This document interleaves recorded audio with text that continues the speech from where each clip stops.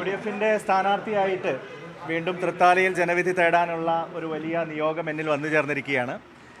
അതിന് എൻ്റെ party international കോൺഗ്രസും ഐക്യജനാധിപത്യ മുന്നണിയും എന്നിൽ വിശ്വാസം അർപ്പിച്ചിരിക്കുന്നു എന്നുള്ളത് വലിയ നന്ദിപൂർവ്വം ഞാൻ ഏറ്റെടുക്കുകയാണ്, വലിയൊരു ഉത്തരവാദിത്തമായിട്ട് ഏറ്റെടുക്കുകയാണ്.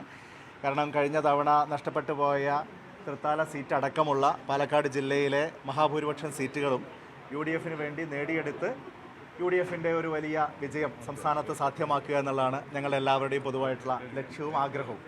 അപ്പോൾ ആ നിലയിൽ 100 സീറ്റിൻ്റെ ഭൂരിപക്ഷവുമായി UDF അടുത്ത് അധികാരത്തിൽ വരുമ്പോൾ അതിൽ നിർണായക സംഭാവന നൽകുന്ന മണ്ഡലങ്ങളായി തൃത്താല പോലെ അതുപോലെ തന്നെ നാദാപുരം പോലെയുള്ള മണ്ഡലങ്ങളൊക്കെ ഉണ്ടാവണം എന്നുള്ളതാണ് ഞങ്ങൾ ആഗ്രഹിക്കുന്നത്.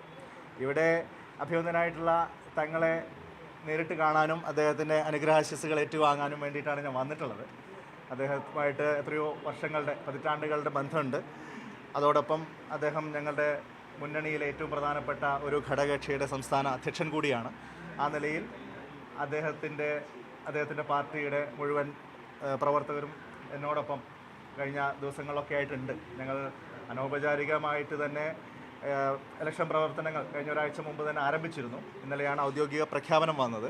ഇന്നലെ തന്നെ ഞങ്ങൾ തൃത്താലയിൽ വലിയ ഒരു റോഡ് ഷോയും ഒക്കെ നടത്തിയപ്പോൾ 100 കണക്കായിട്ടുള്ള UDF പ്രവർത്തകർ, കക്ഷി രാഷ്ട്രീയത്തിന് അതീതമായിട്ടുള്ള നിഷ്പക്ഷമതികളായിട്ടുള്ള ആളുകൾ, ജനങ്ങൾ ഒക്കെ അതിൽ അണിചേർന്നിരുന്നു. അപ്പോൾ അത് തന്നെ നല്ലൊരു ശുഭപ്രതീക്ഷയാണ്. അപ്പോൾ അതൊക്കെ ഒരു കൂട്ടായ പ്രവർത്തനത്തിൻ്റെ ഭാഗമായിട്ട് സാധ്യമായതാണ്. ഇതുപോലെയുള്ള നല്ല കൂട്ടായ പ്രവർത്തനമാണ് സത്യത്തിൽ കേരളം മുഴുവൻ ഇപ്പം നടക്കുന്നത്. കാരണം മുഴുവൻ ആളുകൾക്കും ആ നിലയിൽ ഒരു ലക്ഷ്യബോധമുണ്ട്. ഇത്തവണ LDF-ന്റെ ദുർഭരണം അവസാനിപ്പിക്കുക, 10 വർഷത്തെ ദുരിതത്തിൽ നിന്ന് നാടിനെ മോചിപ്പിക്കുക, UDF-ന്റെ ഒരു സർക്കാർ സാധ്യമാക്കുക.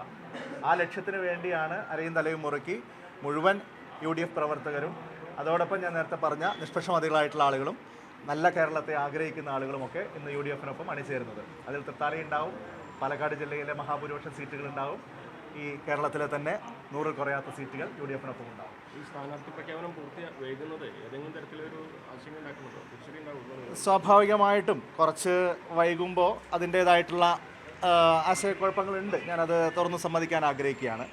പക്ഷേ മിക്കവാറും സ്ഥലങ്ങളിലൊക്കെ അതിൻ്റെ പ്രശ്നങ്ങളൊക്കെ തീർന്ന് ഔപചാരിക പ്രഖ്യാപനം മാത്രമാണ് ഇപ്പോൾ ബാക്കിയുള്ളത്. അത് മിക്കവാറും ഇന്ന് തന്നെ ഉണ്ടാകുമെന്നുള്ളതാണ് ഞങ്ങൾ പ്രതീക്ഷിക്കുന്നത്. ദേശീയ നേതൃത്വം ആ നിലയിൽ ഇന്ന് തന്നെ അത് ഒരു അന്തിമ തീരുമാനത്തിലേക്ക് എത്തിക്കുമെന്നുള്ളതാണ് ഞങ്ങൾക്ക് ലഭിക്കുന്ന സൂചന.